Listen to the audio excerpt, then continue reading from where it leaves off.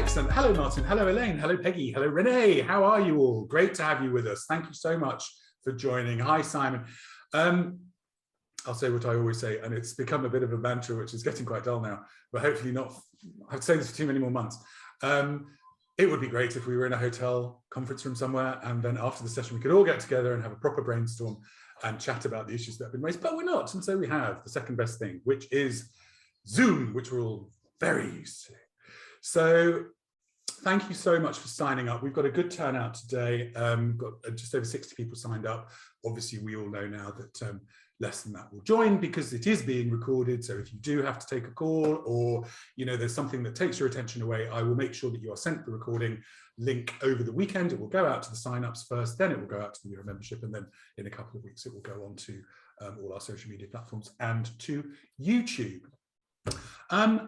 Thank you so much. The genesis of this session came from Marie. Thank you so much, Marie, for bringing this up, because it's such a fascinating topic. We had a really great pre-session call, and it was just so many things came out of what benefits there are in this. And to be perfectly honest, I mean, even though in EuRA we have a fantastic board, it's actually not a board. Gordon, we brought in to deal with the legal structure of EuRA, because we're a not-for-profit, it's actually an executive group. It's a very different thing. But having that breadth of knowledge, for those of you who are who are listening, who I can see a few board members in the hello, Michelle, you know how vital that's been to the development of EuRA. And so when Marie brought this forward as an idea for looking at how DSPs can benefit, it was a great topic. So we have a fantastic panel today. I'm going to introduce you one by one. Our moderator today is the brilliant Gordon Kerr, who is EuRA's strategic consultant for legal services. Gordon, thank you so much for being with us as ever. Marie O'Neill. Marie is the Managing Director of Executive Expatriate Relocations in Dubai. Thank you again for being with us. Simon Johnson is the CEO of Icon in the UK. And again, we had some fascinating discussions. So thank you, Simon, for being part of this. And Krista Fox, thank you so much for being part of this. I'll let you all introduce yourselves in a minute. Founder and CEO of Changeosity. Have a look at changeosity.com. It's an amazing concept. Thank you for joining us. I will put my microphone on mute. And, oh no, I won't. I'm going to do a poll first, aren't I? So I'm just going to launch a very quick poll, which is, do you currently have a board of directors? So that poll should be up on your screen. And we'll wait for the answers to come in. Oh, interesting. Oh, it's going up and down like crazy. Okay, so we've got, that's fascinating. Can you see this live happening as I can? Okay, good. Nope. Oh, right. Okay, so I don't know how I make show it to us. I don't know how I make that live. Anyway, okay, so at the moment, we've got 81% of participants have answered, and the statistics are 61% yes, they currently have a board of directors, and 39% no, they currently do not. So I've got to write that down because I have to remember that at the end. 61% yes, 39% no. Right, so with that in mind, Gordon, I will put myself on mute and I will hand over to you. Oh, share results. Here we go. There you go. Now you can see it. Okay, great. Right. So I'll stop sharing. And Gordon, thank you so much. Over to you. Thank you, Dom. Yeah, that's an interesting mix we have. And so whether you currently have a board or you're just thinking about it, I hope this will be useful for you. When Dom first mentioned this topic to me, I realized that throughout my business life, I've relied on a variety of different independent voices to assist me, sometimes to make a brave decision and sometimes suggesting that I be more cautious. But we all know that building a business, managing a business through good times, through difficult times, can be a lonely experience. So I think this is really a great topic for a EuRA briefing. So I'm going to kick things off by asking Marie, and then I'm going to put the same question to Simon. How do you work with non-exec advisors in your business, and what are the benefits as you see them? So Marie? Yeah, thank you, Gordon, and hello, everybody. Delighted to be here. And as Dom said, I just felt this is a topic that we needed to discuss in EuRA. And I suppose over the years, speaking to many DSPs around the world, I realized that a lot of people actually didn't have a board in place. And I've seen the huge benefits of EER putting a board in place now almost 4 years ago. So I'll speak a little bit, I suppose, about our journey. We started off first by getting the EuRA Quality Seal, and I suppose that was the first step in becoming structured and well-governed. And the next step was putting a board in place. So our first board was internal management members, the owner of the business, the head of finance, the operations director, and myself, the managing director. So that was our first board now about 4 years ago. And then we had myself and the operations director had a leadership or a mentor coach for a year. That person actually was Krista, who's on the call from Changeosity. And then we decided to bring Krista on board as our first non-executive director on our board. So Krista had lots of leadership, strategy, and finance experience, and came from quite large corporates and had that commercial experience to bring to the table. So she was our first member and also took over as chairing the board. So we got huge benefits from that. We decided a year later to bring on a second non-executive director, who was actually somebody with industry experience and business development experience. So this was an area that we felt we needed someone to bounce ideas from and get some, expertise in that area. That second person actually resigned from the board after a 2-year term, September last year, and we went out to recruit for a new non-executive director on our board. So that was actually a very successful procedure. We got 40 applicants, all highly qualified. It was very interesting to see the applicants actually. A few of them, wanted to have a call, did their due diligence, asked to see previous board meeting minutes, and were very interested in the position. It was actually very difficult to choose our new non-executive director, and we decided to choose two. So we had, I suppose, when we went out to look for the new non-executive director, we had a few areas we wanted to focus on. So HR was one of them. That's one of our strategic goals, is our people and culture, especially with COVID and everything that's happened over the last 2 years. We really wanted to focus on that area of the business. So preferably somebody with HR experience was a requirement. Another area of the business was the legal side. We've recently done a management buyout, myself and the operations director. We're looking at a few acquisitions as well. So we wanted somebody with legal experience to come on board and join our board. So we decided to actually take 2 new non-executives. So we now have 3 non-execs on our board and the 2 owners of the business. From a benefits perspective, we do not look back for 1 second. It's what got us to where we are today, the structure we have. We wouldn't have done a management buyout if it wasn't for our non-executives on our board. The main advantages are you've got so much expertise coming in from different industries, different areas. These non-executives have come from a commercial background, usually not larger organizations. We are an SME. They're extremely, what they can bring to the table, they have a helicopter view. So they're not in the day-to-day running of your business, which sometimes we get, bogged down in. They're completely unbiased, external to the company. So they have that helicopter view. And I think the knowledge and the expertise and what they can bring, and they can actually make you think outside the box, and the ideas they bring and the strategy they can bring to you. So, and from, I suppose, a BD perspective and a contacts perspective as well, they're not just sitting in your board meetings, they're the eyes and ears, and they speak about your company. And, there's some business development and networking advantages to it as well. We all know how time consuming networking and business development can be. So there's a big advantage to that side of it as well. And I suppose, being very honest about it, before we had our board and our non-execs on it, a lot of our decisions were beer mat decisions, and we made a lot of wrong decisions. We learned by our mistakes. Sometimes you need to learn by your mistakes. But since we have a proper board in place with our non-execs, we don't tend to have those beer mat decisions when we're not allowed. We're accountable for all our decisions. We're questioned in all our decisions. So there's a huge advantage to that. And definitely, the structure and the governance of our company now compared to what it was 4 years ago, you can't compare the business it was to the business now. So I would highly recommend it to anyone. Huge benefits from a cost perspective. Yes, there is a cost to it, but I would say it pays back twofold.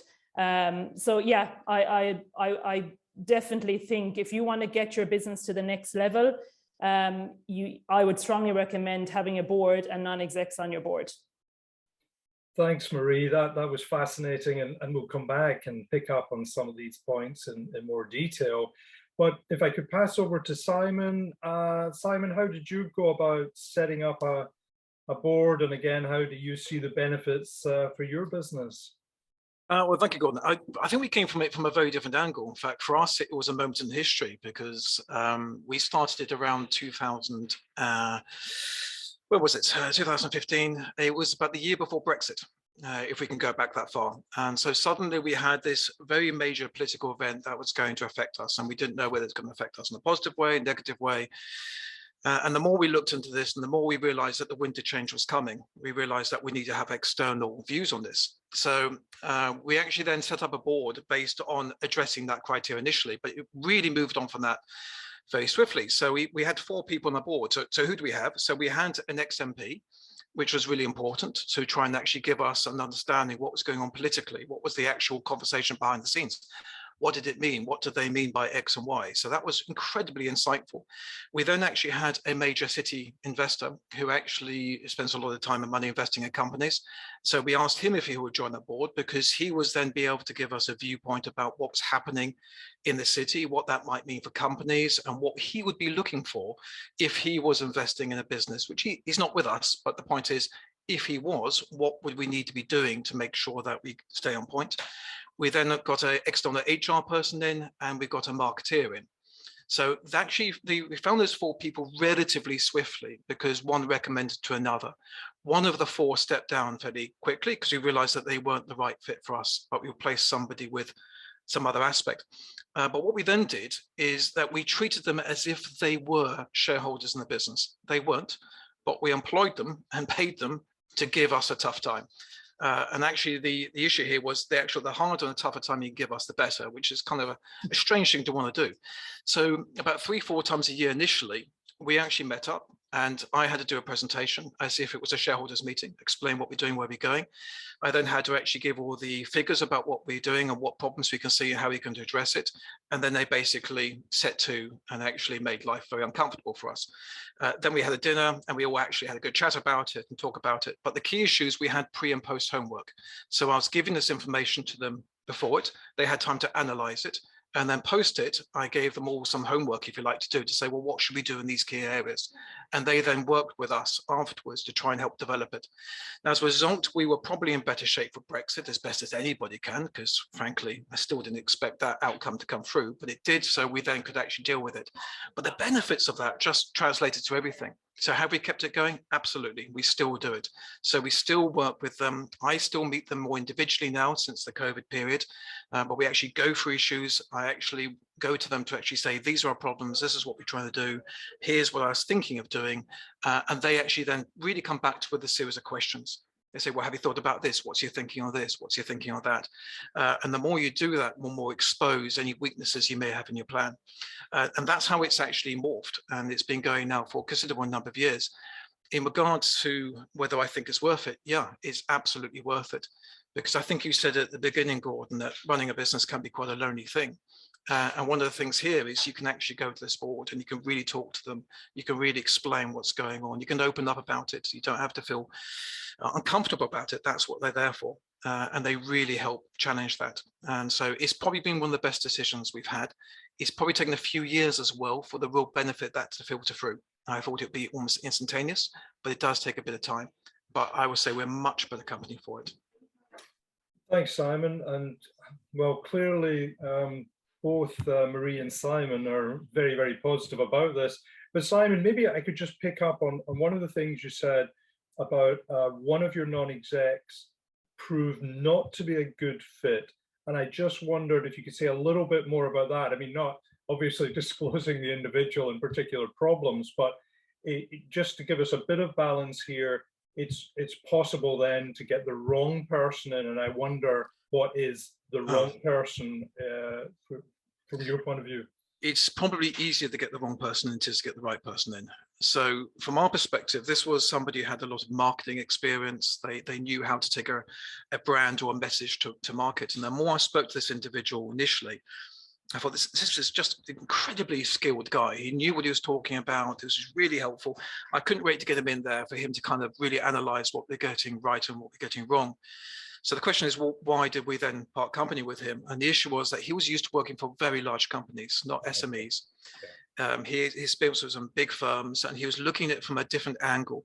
And while he was broadly correct, we were having enormous difficulties translating what he was saying, his experience, his viewpoint, to where we were sitting. And the interesting thing is, right at the very beginning of this, all the advisory board, as we call them, were saying is we're here to be thrown out when you don't want us. So therefore, don't feel uncomfortable about this. So very quickly, we had a chat and said, I think you're amazing, but I don't think you're the right person for helping us. And he was fairly quick to say, actually, I'm not. I might be in your future, but I'm not here today. And actually, he helped find the next person.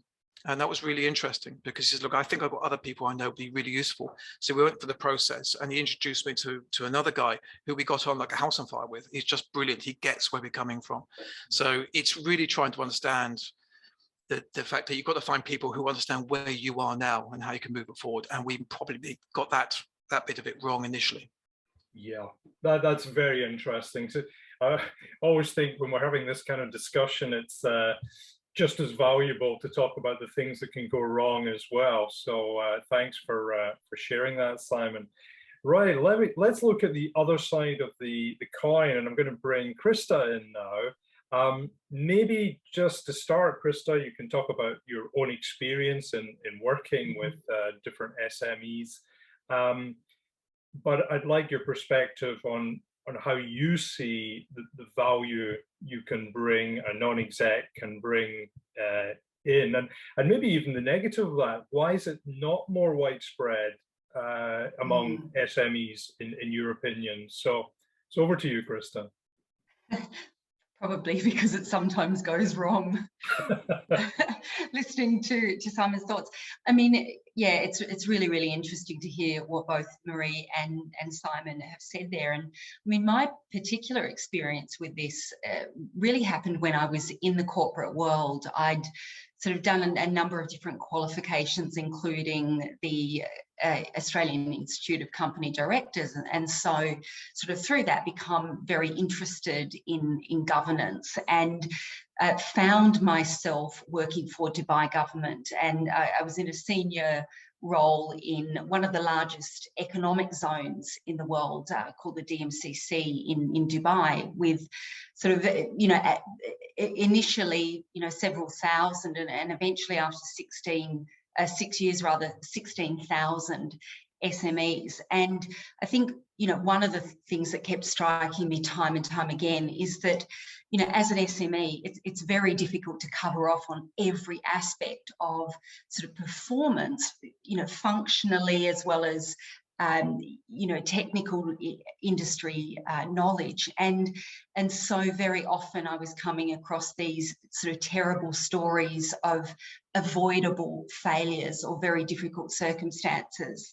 And there was one particular instance of an investor who was establishing a nursery in the zone, and he just made multiple mistakes that, you know, weren't because he wasn't, you know, putting all the right efforts sort of into the areas where he had capability. But the fact of the matter is, as I said, you know, you can't know everything.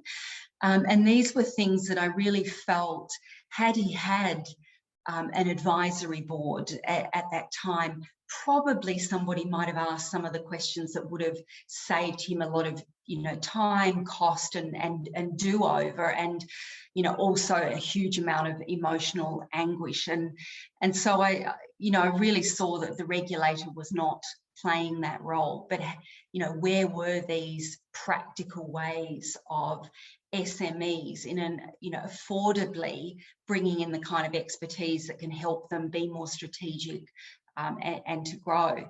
And so when I stepped out of that role, that was really a passion for me. How can you, rather than try and put in the complex sort of large corporate solution, how can you put in place a solution around governance and advisory boards that is practical, but that's actually effective? And in many respects, I have been learning with Marie and her team how to do this. Marie was EuRA was our very first client to go through this full framework.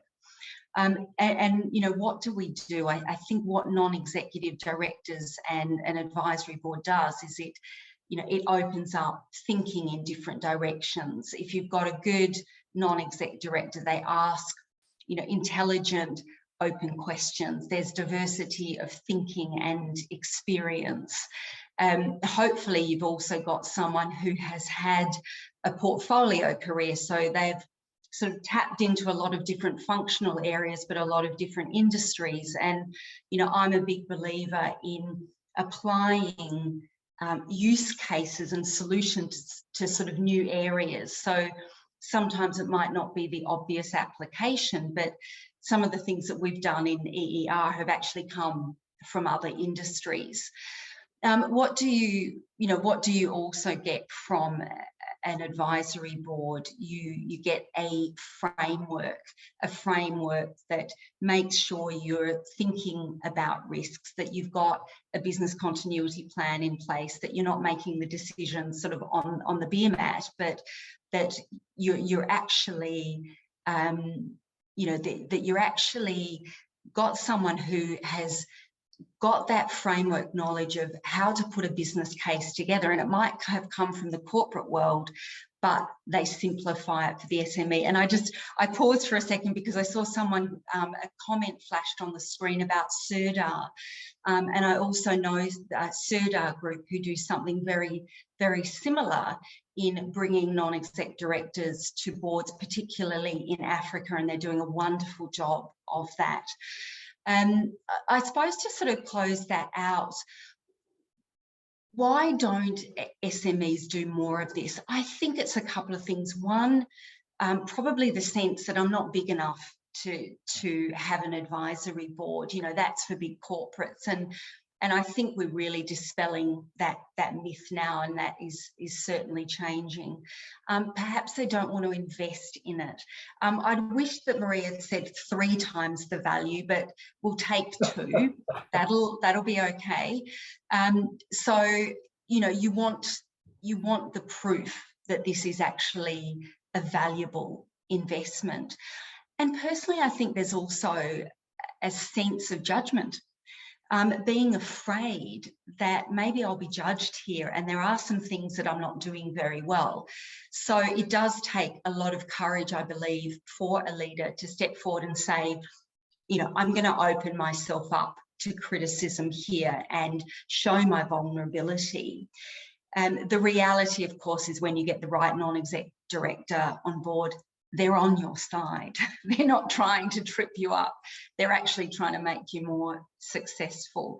So hopefully I've answered kind of a couple of threads to that terrific question. Yeah, no, that was very interesting, Krista. I guess a follow-up thought for me, and again, I'm kind of turning this on its head slightly, but given your experience, would there be any situations where you would turn down a non-exec or advisory role because you didn't think the company or the individual was a good match for you? Does that ever arise?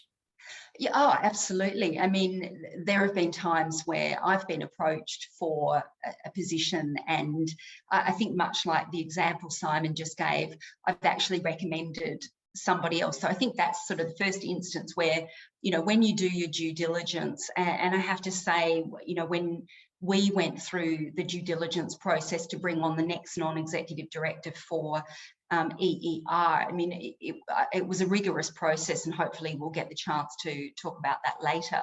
But one particular applicant, the degree of analysis and detail and reflection that she went into to do her due diligence was so incredibly impressive, you know, right down to sort of mystery shopping EER and having a great experience through it. So I think those steps are very important.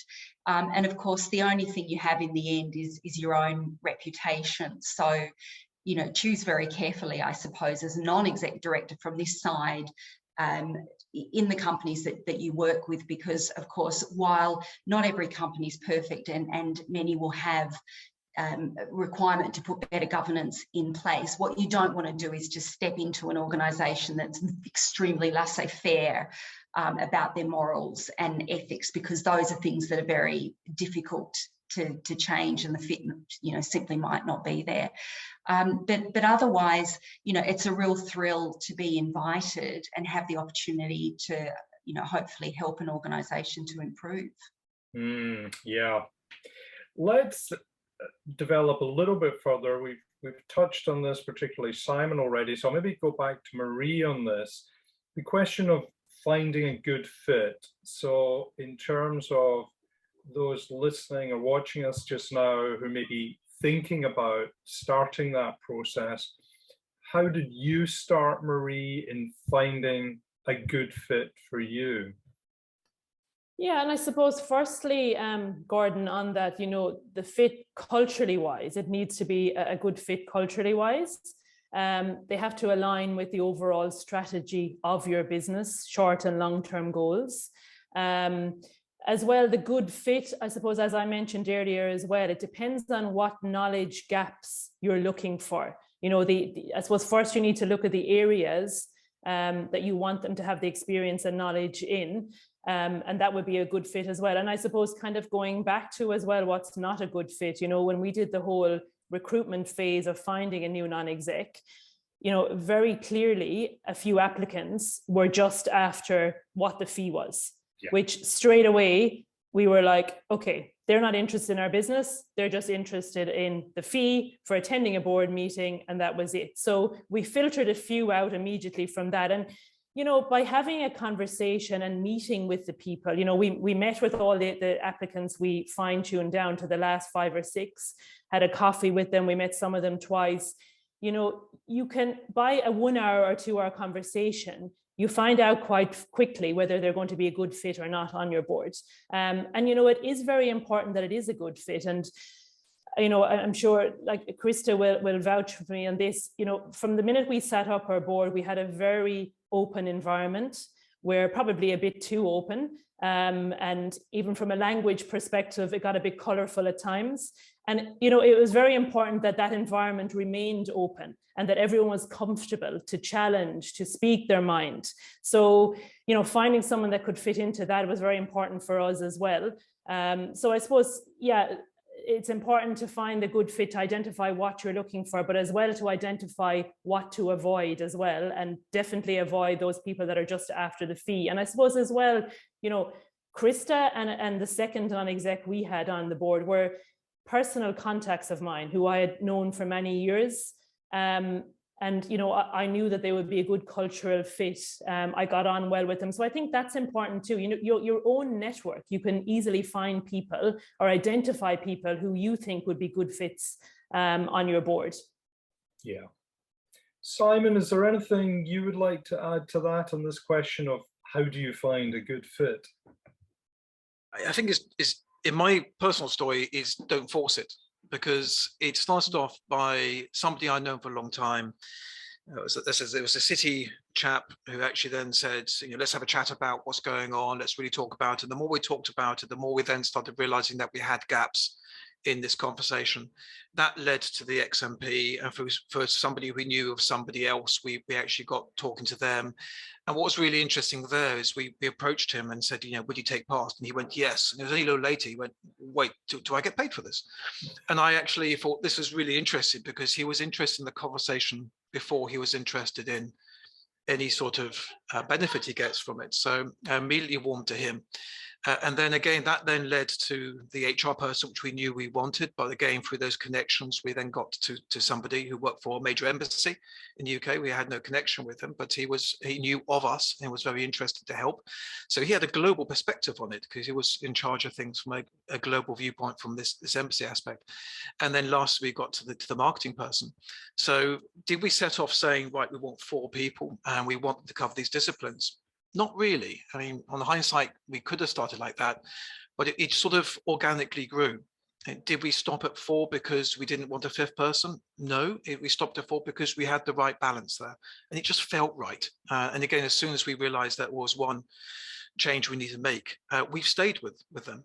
And now you could argue that actually changing it is quite a good idea, and maybe there is some wisdom to that. But personally, I like the fact they've been on the journey with us. And they live in their other life, they're involved in other boards, and all of them are involved with other businesses and companies.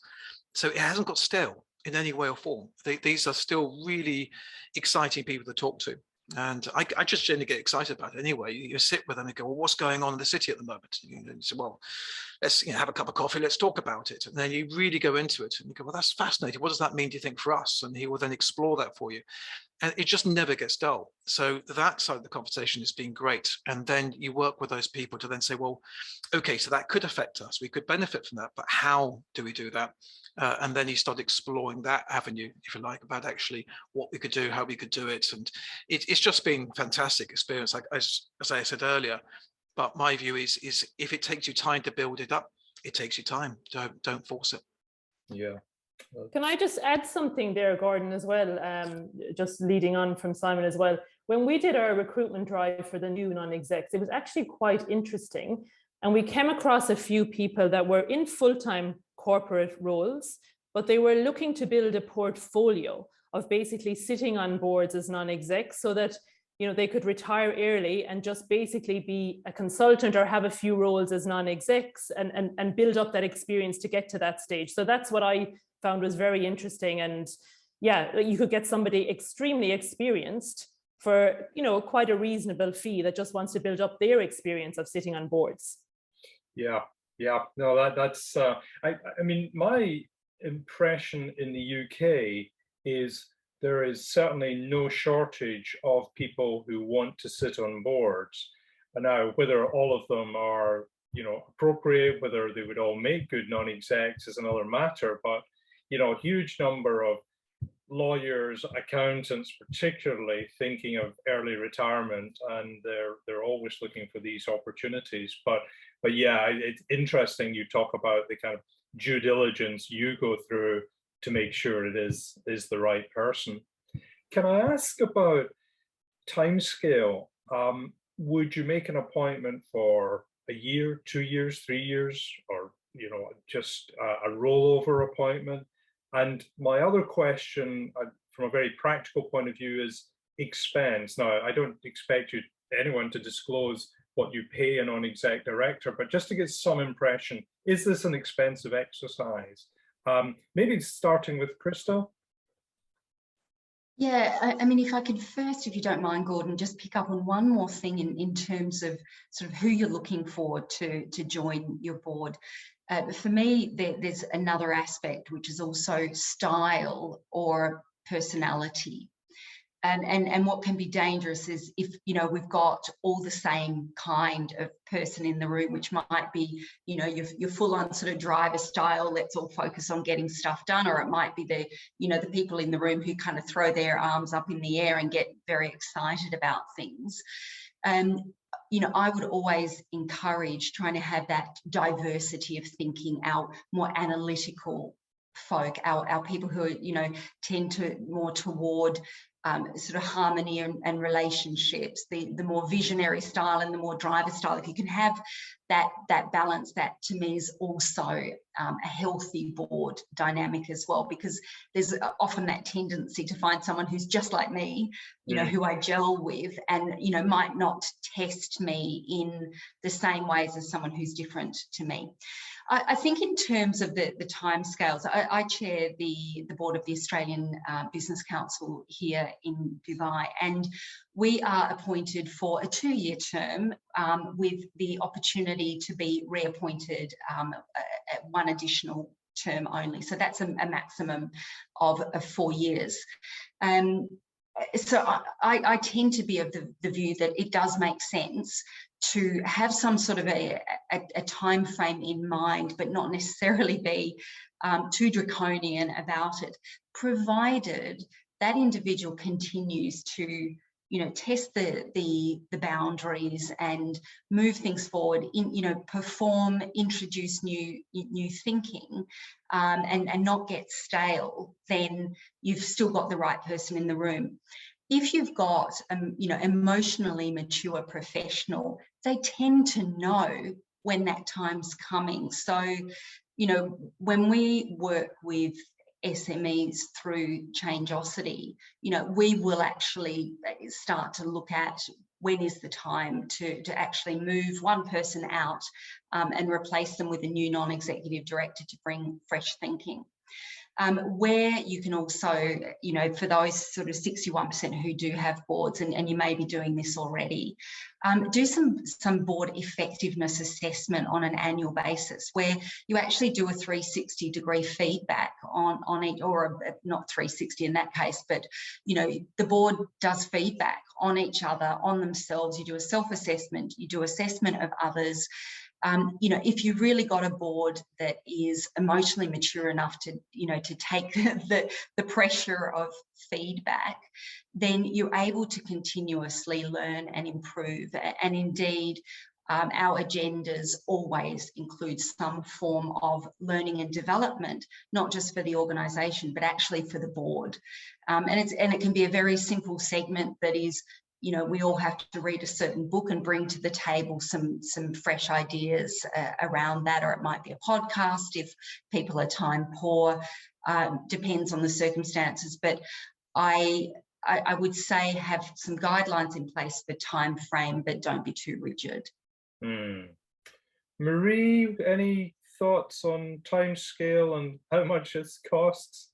Yeah, well, we did have a kind of a 2-year timeline, but I definitely think if you have something that's the right fit and is still bringing value to the table, then there's no need to stick to that rigid 2-year. Krista's with us 3 years, so yeah, I think have a time frame in your mind, but be flexible with it. In regards to expense, we have 4 board meetings a year, 1 every quarter. We have 2 strategy days at the end of the year, in November, December. Yes, there is some expense to it, especially now that we have 3 non-execs on our board.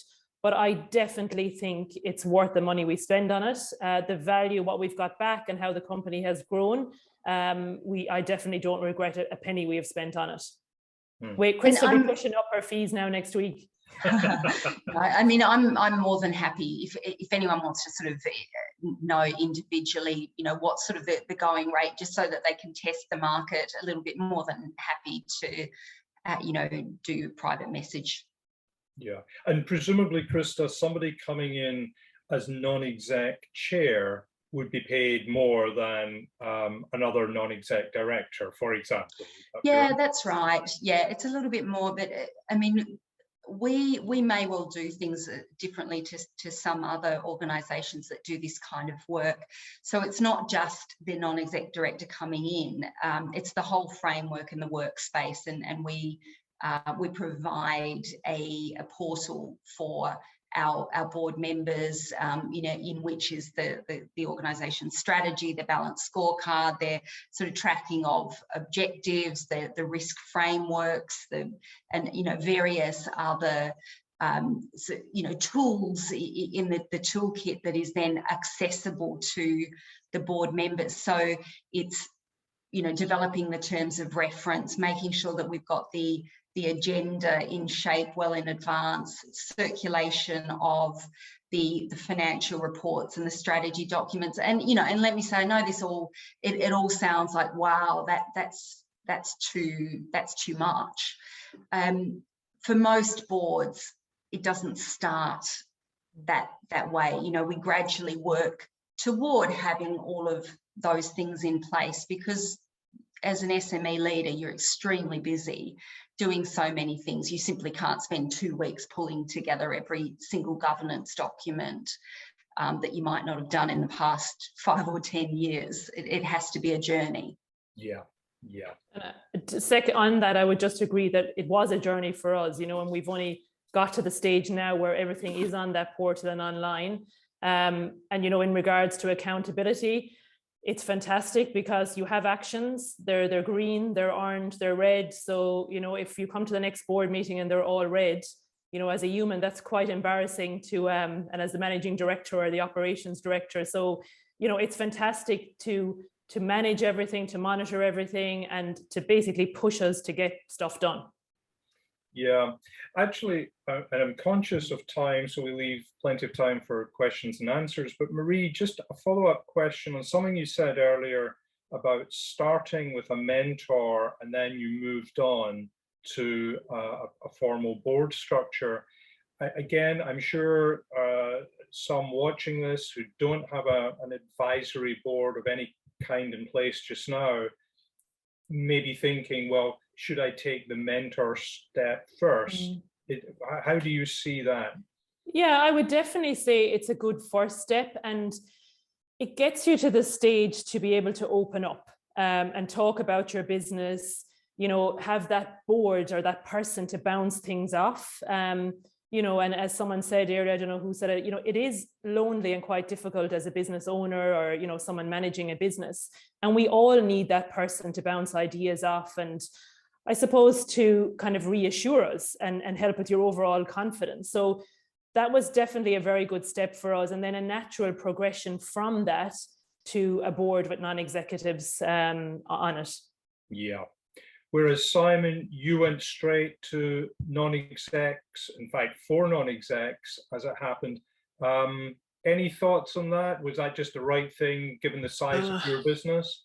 I think there's sort of 2 journeys that happened at the same time. First one was the one just expressed. The second time, also, I recognized the more I spoke to them, the more I realized I had gaps in my knowledge. And the more we had this conversation, more I thought, I've got to do something about this.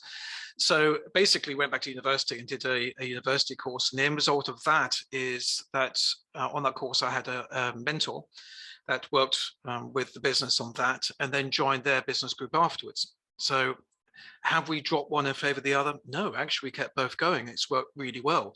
So we actually have the mentor. In fact, we've got that next session. She's coming in with the other companies, complete different companies coming in to here next Wednesday, COVID, if we can, and all having a session here. So I have those meetings, but also I then take that learning and then actually go back to our advisory board and go, well, this is interesting, X, Y, and Z, and debate it. So right or wrong, I've actually got 2, and I really like that. So we have sort of 2 different conversations going on, and you can bounce one between one and the other, or you can speak to other business owners, which is with the university spin-off. You can actually have a chat with those owners who's got nothing to do with our sector and going, well, what are you doing about X or Y?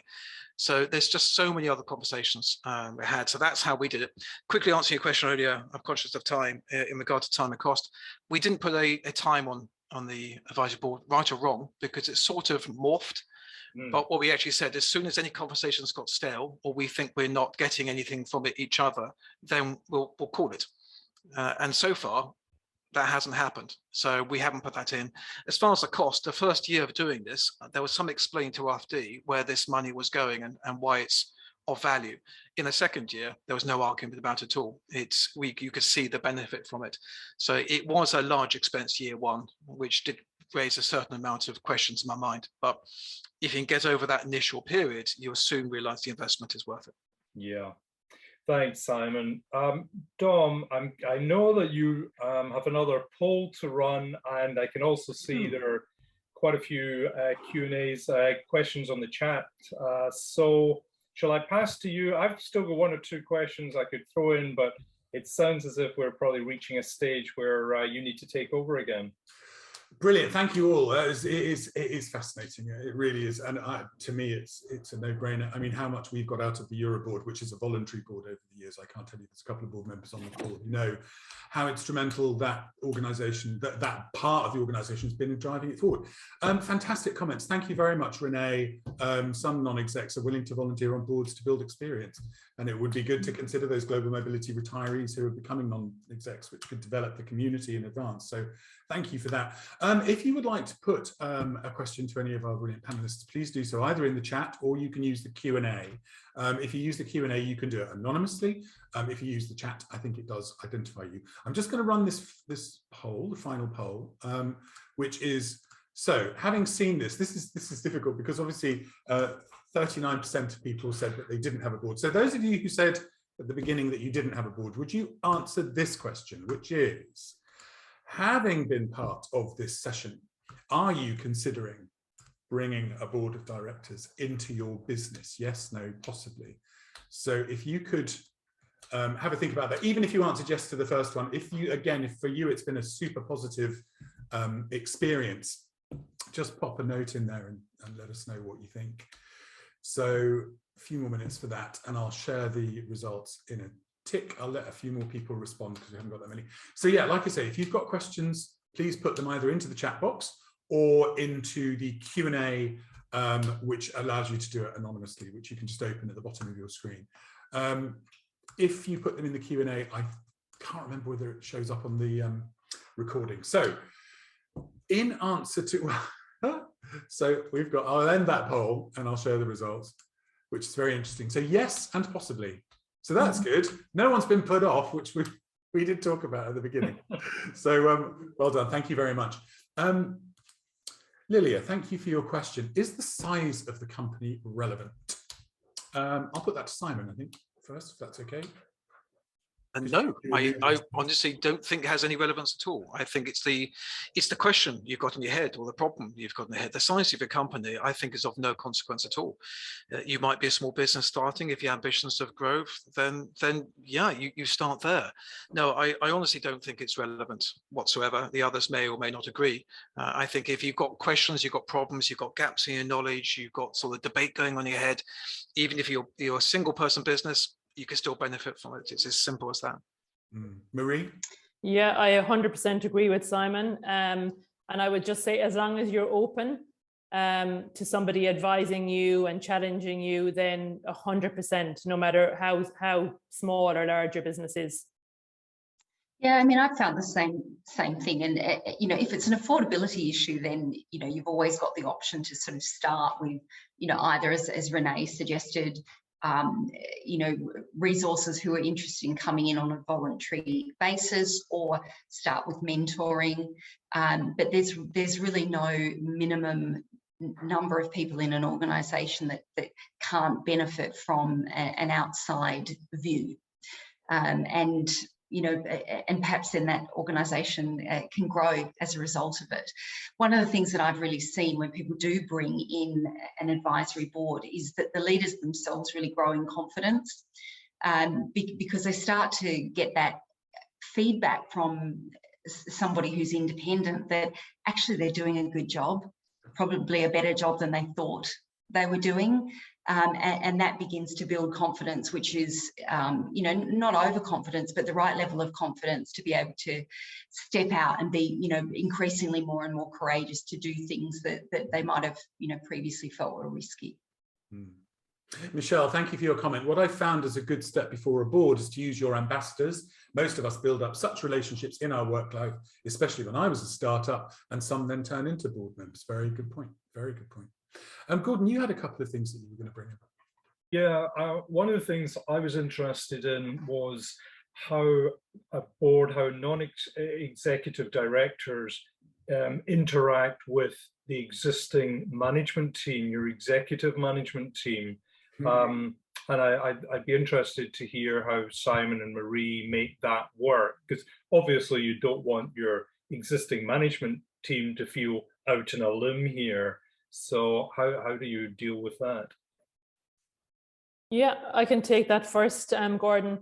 So up until November, before myself and my colleague did the management buyout of the company, our board consisted of the owner, myself, the managing director, the operations director, and then our non-execs. Now, this year, our plans, we have a leadership team of 4 within the company to bring those 2 other members into the board meetings when the need arises, not to all board meetings, but to certain topics, and maybe for an hour of one of the board meetings, depending on what the topics are, but definitely to get the leadership team within the company more involved in the board meeting moving forward. Simon, how do you make that work? So again, for us, this is a journey. So if I looked at the first one, it was myself, one colleague that attended the meeting. And then on the back of that, we realized that actually to make this work, we needed more to attend. So we then, the last time we actually all got together, we actually had 4 or 5 of us attending, and actually really broke this down into different groups, and different parts were then having to explain to the board what they've done and why they've done it. And that was based on previous conversations. We said we're going to do X. This person has delivered X, has what we think is the outcome. So it sort of morphed from being really quite a tight group to end up being quite a decent sized group. The other thing that happened is that we actually had far more one-to-ones. So we then actually realized that one person was really bonding with somebody in the board on a particular issue. So we then said, look, can you 2 work together on something? Is that okay? And then absolutely, really well welcomed that. So you then had different people in the company actually getting to know some of the board really well, and actually working projects and coming back. And that was really exciting, because they were then coming back and saying, well, I've been working with this person, and I think X and Y might be a good idea. And were you involved in that conversation? No. It was lovely. They were coming back to you with ideas and suggestions that have been really debated and really thought through. So it has been on this journey. And I get the feeling if you ask me that question in a year's time, I'll probably remove that answer on as well. And I quite like that. It's quite fun. Yeah. I mean, I think if I can comment on that, I think that's real evidence of, what non-execs should be doing. They shouldn't just be showing up for the board meetings in a hotel conference room. There should also be times where they're sitting inside the business and getting a feel for the energy and the culture of the organization and the way people work. One of the ways that we do that, even if we're working on sort of other things like non-client related work, I chair the board of a small manufacturer here in Dubai, and I'll actually go and sit and work from their office, and I'll go and do a walkthrough of the factory and just see how the team is operating. And I think it's twofold. One, as a non-exec, you get to see what happens, but 2, the team on the ground, not just the leadership team, but the team on the ground, I think they really feel a sense of connection, that there is an advisory board, and there are people in relatively senior roles, I guess, who are really interested in them and the business. Yeah. Don, good time for another question? Yeah. I was actually going to just make it that I haven't got any further questions at the moment, which is so if you do have anything you'd like to say, please pop it in the chat box. Yeah. But I was just going to say, I mean, from the point of view of how we as an organization have our board is there as a not-for-profit, as an association. It's part of the constitution that the representation for the members is through the board. But on the side of that, we have Gordon Kerr, we have Peggy Love, we have Carmelina Lawton-Smith, we have Sophie King as strategic consultants, effectively non-executive directors who come in and challenge us. I mean, we couldn't have made it through the last 2 years without the work of Peggy, without the work of Gordon looking through all our contracts every time we have to postpone an event, every time we've got to do and I was talking to, and every time we've done virtual, we've got Peggy on side looking at the content. Don't do the same normal stuff, pick up. It's that challenging that you've all referred to that moves the organization forward. And I think that's been fantastic for us. I was talking to Carmelina Lawton-Smith yesterday, who's our education strategic consultant, and she brought up something which was really interesting, because we want to look at virtual teams. As a management consultant, as the head of coaching at the International School of Leadership at Oxford Brookes University, she said there is currently no literature on managing virtual teams. This is something that just doesn't exist. And I just wanted to put that to the three of you. Over this period, has that been something that you've discussed within your boards? Yes, okay. I mean, I can start with that and say, I mean, for some of the boards that we convene, that was obviously very difficult because they're making things. Therefore, you know, aside from the management team, they actually did have to be physically, you know, on premise. For others, you know, like EER, for example, who had, you know, very good frameworks in place around risk and business continuity plans, you know, I would say that initial transition to working from home was, I want to say the word seamless. I mean, that would be unfair because it was tricky for everybody. But, you know, in the big scheme of things, because they had already anticipated so much of that, and people had laptops and you know, readiness to be able to VPN from home, etc., etc. You know, quite ready and prepared for the logistics of it, but prepared for the mind shift. I don't know that anybody was prepared for that mind shift. And, you know, probably what we were able to do was, you know, utilize more of the very interactive kind of virtual tools, not just being on a call looking at people's faces, but, you know, having sort of the digital tools in place of flip charts, which many organisations have been working with for a long time. So, you know, my impression was that probably, as an outsider looking in, probably worked relatively well. But I mean, Marie, you guys were pretty keen to get back to the office too, weren't you? Yeah, definitely. And we were quite lucky here in the UAE that we only had a 6-week really strict lockdown at the beginning. Since July last year, we've been back in the office 100%. So yeah, it was definitely challenging managing teams virtually, and we were certainly happy to get back to the office. Yeah, I'll just echo that just very quickly as well. And I say, to answer your question, did we actually discuss the virtual bit of it? Not as such, but what we were discussing is there any breakdown in communication? Is anything being lost, and what is being lost, and how do you fix it? Yeah. So very quickly we realized that actually, like everybody here, amazing company, amazing team, amazing people, but we were losing something. People were in silos. And as soon as we realized that there was something that is being lost and it's of value, we then had to fight to get it back. So again, we then started small groups in the office, got people together, just find ways, even just go for a walk, for God's sake, go and meet somebody and actually talk about it. And that's what we recognize. Thankfully, we're pretty much more or less back in the office. And since we've been back, it's been brilliant. Very, very fascinating session. Thank you so much. Thank you, Peggy, for your comment. This was a very helpful session. Having run a small, I beg to differ, destination services company with a board of advisors, I agree 100% with the advice. Thank you. And Krista, thank you very much. I believe many of the audience are very experienced, and you're absolutely correct. I will, if you don't mind, draw this to a close. We are at the hour. Just a couple of things to bring to your attention. First of all, Gordon, you have a new module live in the Academy, anti-money laundering. That is fascinating. Please do go and take a look. It's completely free for EuRA members, and it's free to certify and get your credits. So EuRA Academy, you can go to the EuRA website first. For those of you who hold the EuRA Global Quality Seal, tomorrow is the annual update session for the changes that have been made to the seal. We haven't done an update over the last 2 years because it seemed, yes, another burden to place on people. But if you hold the seal, that session is online tomorrow, and I'm going to pop the link into the box.